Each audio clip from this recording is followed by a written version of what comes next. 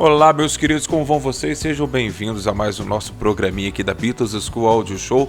Hoje eu trago novidades sobre o nosso menino Paul McCartney, né? Há pouco tempo o Paul lançou um livro, não em 1964, um livro antes, chamado McCartney as Letras, o qual ele discorria sobre todas as principais letras, supostamente principais letras, né? Ele escolheu ali pelo abecedário, ABCD, FGH e foi até o fim, né? E tinha todas as músicas importantes ali, né? Então ele foi entrevistado na época pelo Paul Muldoon, que é um poeta, um escritor, né? E ele passou anos entrevistando o Paul para esse projeto. O Paul conta que esse projeto, na verdade, foi uma ideia de seu cunhado, o falecido agora John Eastman, né? Irmão da Linda, né? E eles tinham essa ideia e ela cresceu muito durante a pandemia, né? Então o Paul ali para se ocupar não apenas com o McCartney 3 que ele lançou, mas ele lançou também esse livraço, esse tijolo, onde a gente tem muita, mas muita informação mesmo, né? Eu vou falar sobre isso por quê? Porque o homem decidiu lançar o áudio, porque essas entrevistas foram gravadas e muito do livro é uma transcrição da conversa do Paul com o Paul Muldoon. Então o Paul decidiu lançar isso num podcast. Eu vou contar tudo pra vocês. Meu nome é João Moura, essa aqui é Beatles School. Vamos lá.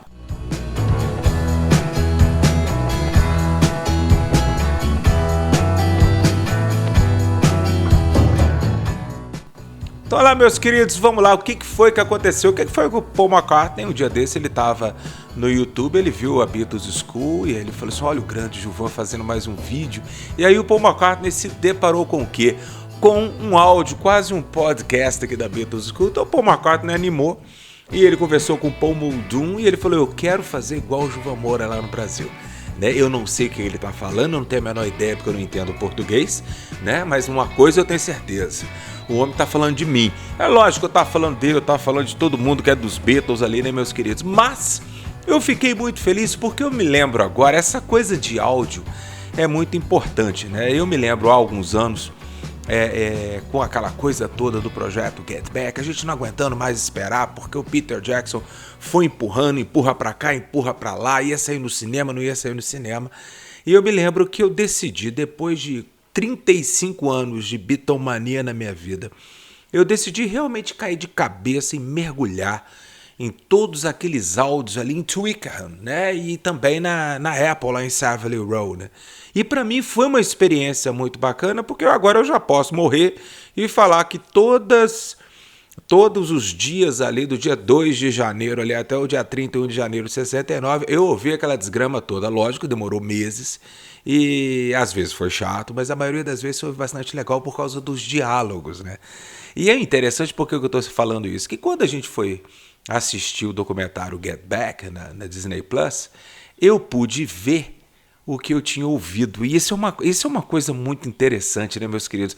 Porque quando a gente assiste um vídeo de uma pessoa falando, você vê o olhar, você vê se ele tá com uma certa ironia no canto da boca, de um sorrisinho, ou se ele tá nervoso e tudo mais, né? Então a gente tem essa oportunidade agora, porque quando a Belas Letras aqui no Brasil decidiu lançar o McCartney as Letras, a gente não se conhecia ainda, então os CEOs, os diretores ali da Belas Letras, eles decidiram me contactar para que eu ajudasse na divulgação, porque a Beatles School, né? Então seria o público da Beatles School, grande parte do público da Beatles School queria comprar esse livro, tanto é que compraram, né? Eu fiquei muito feliz nisso, né? Isso causou o quê, né? O sucesso dessa parceria acabou causando o Tune In, que também foi um grande sucesso, o meu próprio livro, A Liverpool dos Beatles, que dizem por aí que é o melhor livro já escrito por um brasileiro de Ouro Preto, aqui da minha rua, né? Sobre os Beatles, e também o McCartney em 1964. Então todos esses projetos eu estive envolvido desde o iniciozinho, né? Então eu me lembro que o CEO da Belas Letras, ele me falou que, como ele tinha comprado os direitos do livro McCartney as Letras, né, para lançar aqui no Brasil, ele recebeu alguns áudios do Paul contando sobre determinadas músicas. Áudios esses que ele não podia repassar de forma alguma, né?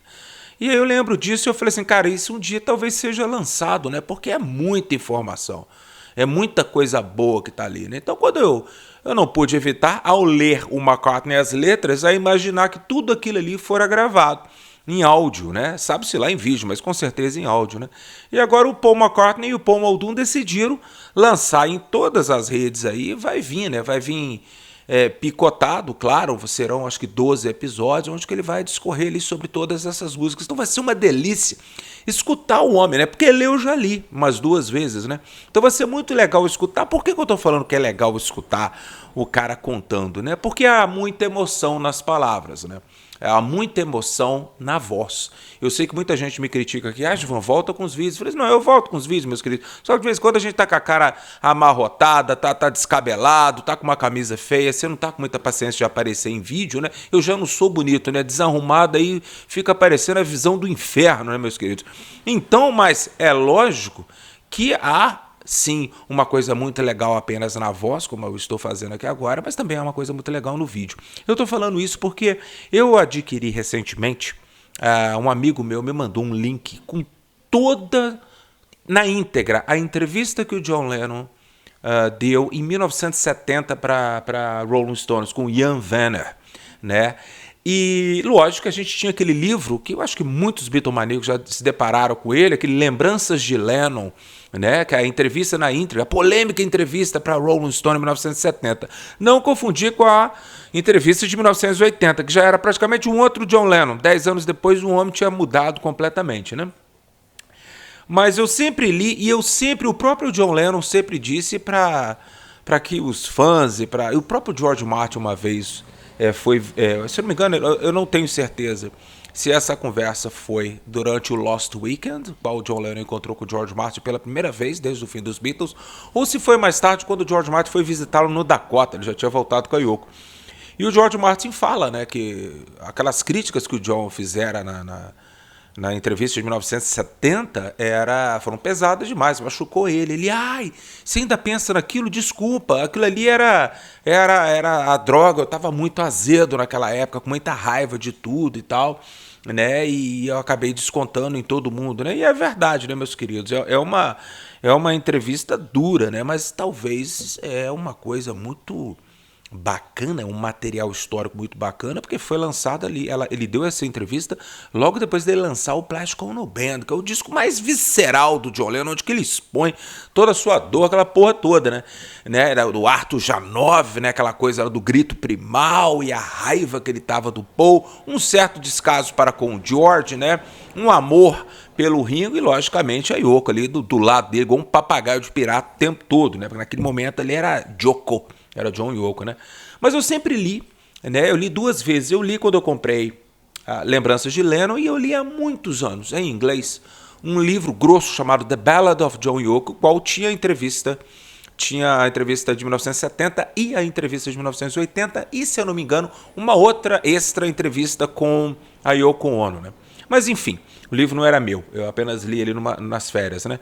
Mas é muito interessante agora porque esse amigo meu, Ricardo, mandou um grande abraço dele. Ricardo é apoiador do meu canal aqui. Falar nisso, meus queridos, tornem-se membro do canal para poder ajudar a gente sempre fazer vídeo com qualidade aqui, né? Tem um montão aí, tem gente que faz pix para político, para deputado, para vereador, para bandido e tudo mais, né? Então, manda aqui pro amigo que faz com o maior prazer aqui para falar de Beatles com vocês, né? Mas aí, meus queridos, o ponto é, você pode se tornar membro ou você pode ir no apoia. Não é isso que eu ia falar, não.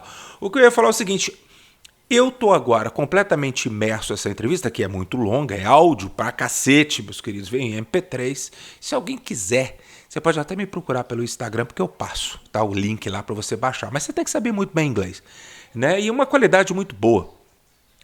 E eu tive uma percepção diferente da entrevista, porque quando você ouve o John falando, e você, se quiser acompanhar o livro, se você tiver, você vê que muita coisa que na escrita tá uma forma bruta, seca, sem emoção, né?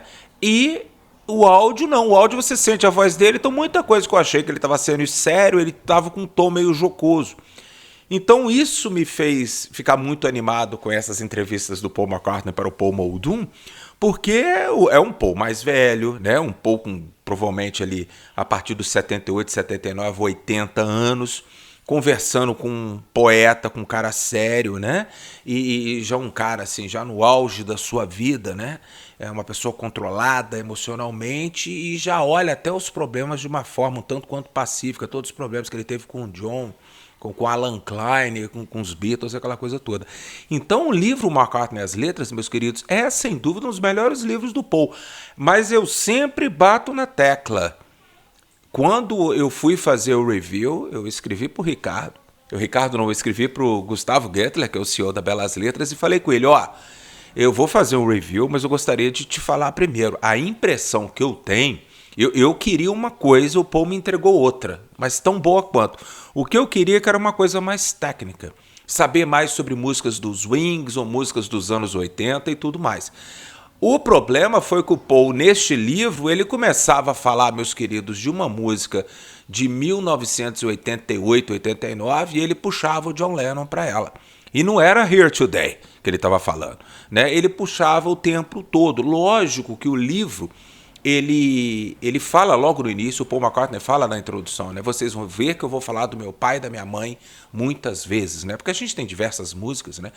Só citar duas aqui, Let It Be, né, sobre sua mãe, e Put It There, lá do Flowers in the Dirt, que seria o que o pai dele, o Jim McCartney, costumava dizer, né? Put It There tem o mesmo, quase que o mesmo significado que Let It Be, né? Então é uma coisa quase que deixa pra lá, deixa estar, né? Liga não, que se foda, como diz o Gilvan Moura. Então, meus queridos, vai ser muito interessante ouvir o Paul falar, né? Agora com que tom de voz ele está contando isso aí, né? Mas como eu disse, ele estava muito saudosista. Eu falei, o tempo todo ele fala do John em músicas que não tem nada a ver com os Beatles, né? Mas o homem não esquece o grande amigo, né? Por isso que eu falo para vocês que vai ser uma adição deliciosa para quem já tem um livro e para quem não tem, né? Poder ouvir o Paul em 12 episódios, né? Contar sobre tudo aí. Eu não sei onde é que vai estar, mas na hora que aparecer eu já vou contar para vocês, já vou postar aqui, já vou colocar link aqui na Beatles School para vocês poderem ouvir, né? E vai ser uma delícia, né? E principalmente para quem tem o livro escrito lá em português, né? Você vai poder acompanhar o áudio em inglês, claro, né? No podcast. Eu estou extremamente feliz com isso, né? O que faz me lembrar também, só para a gente finalizar o nosso Beatles School Audio Show, porque eu sempre falo que nesses dois livros que eu trabalhei do Paul McCartney, que foi uma honra muito grande, tanto quanto trabalhar no Tuning do Mark Lewisohn, mas é do Paul, né, meus queridos?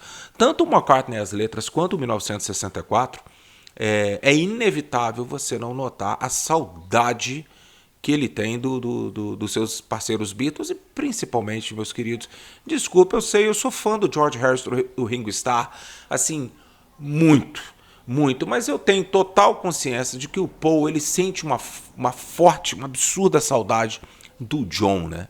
E a gente vê isso no livro de 1964 e vê muito isso também As Letras, né? Ele fala com muito carinho do George e do John e também do Ringo, né? Mas o que me faz lembrar dessa história de Now and Then, né? Porque não está no livro, mas no livro ele vai lançar uma versão paperback agora, né? Que vai ser uma versão mais barata. Eu não sei se a Belas Letras vai lançar esse livro aqui no Brasil, né? Porque eles lançaram a versão de luxo, que é a bacana mesmo pro colecionador, porque tem foto pra cacete. É uma coisa maravilhosa esse livro. Se você quiser fazer um investimento Beatle, é esse livro que você tem que comprar. As Letras. E você sempre vai ter 10% de desconto se você digitar lá Beatles School. Porque aqueles 30%, meus queridos, foi só no mês passado, eu avisei. Comprou quem tinha que comprar. Então, essa história do Carl Perkins, né, de Now and Then, né, porque eu contei para vocês, isso me faz pensar muito porque o Carl Perkins conta que ele foi a Montserrat ali gravar o álbum Tug of War com Paul McCartney, né? E lá o Carl Perkins saíram duas músicas. Uma saiu chamada Get It, que está no álbum Tug of War, e mais uma outra musiquinha chamada My Old Friend, Meu Velho Amigo, e o qual o Carl Perkins estava trabalhando com Paul. Então, para terminar a letra, o Carl Perkins fez a rima, né? Uma parte falando assim, Think of me every now and then. E o Paul sai, né? Paul saiu, foi lá pra fora, lá em Montserrat, o George Martin ele fez uma casa bonita, não existe mais, quer dizer, a casa tá lá, mas o vulcão explodiu, fudeu com tudo, né? E tem um documentário maravilhoso, porque o Dire Straits, os Rolling Stones, The Police, Stevie Wonder, muita gente gravou ali no Air Studios, incluindo o Paul McCartney, né? Então o Paul sai do estúdio, vai ali pra fora pra piscina, chorando, a Linda viu aquilo, a Linda entra e pergunta pro Carl. Falou, Carl, o que foi que aconteceu? Ele falou, eu não sei, ele tava aqui, a gente tava vendo algumas palavras pra caber aqui, eu falei, think of me every now and then, e o homem saiu pisando duro, né? Aí que a Linda falou assim, não, ele tá muito triste porque isso é muito louco, né? Porque essa foi a última frase que o John disse a ele ao telefone.